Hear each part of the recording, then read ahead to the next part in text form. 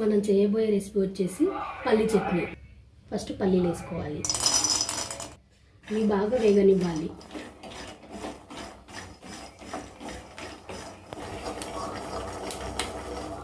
ఇప్పుడు పల్లీలు వేగాయి. నెక్స్ట్ మనం ఆయిల్ వేసుకోవాలి. పచ్చిమిర్చి వేగడానికి పచ్చిమిర్చి వేసుకోవాలి. దీంట్లో కొంచెం జీలకర్ర,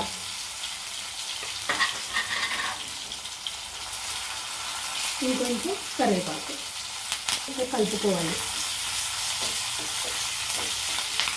ఇవి వేగాయి, బంద్ చేసుకొని ఇప్పుడు మొత్తం మిక్సీకి పట్టుకోవాలి. దీనిలో కొన్ని పుట్నాలు. ఇప్పుడు ఇది బంద్ చేసుకున్న తర్వాత కాసేపు దీన్ని చల్లారనివ్వాలి. ఇప్పుడు పల్లీలు వేసుకున్నాం కదా, దీనిలోనే పుట్నాలు వేసుకోవాలి.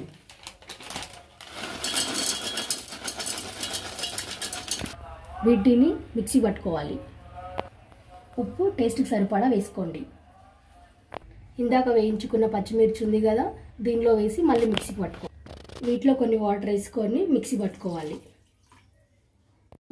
ఇప్పుడు మనం పల్లి చట్నీకి పోపు వేసుకోవాలి. ఫస్ట్ ఆవాలు,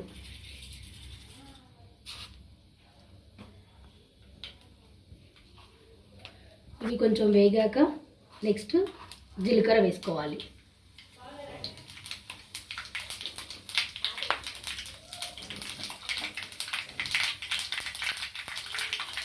ఇది కొంచెం వేగాక పసుపు వేసుకోవాలి.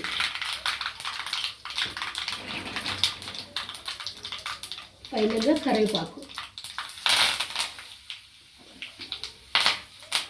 తర్వాత స్టవ్ బంద్ చేసుకొని ఈ పోపుని పల్లి చట్నీలో వేసుకోవాలి.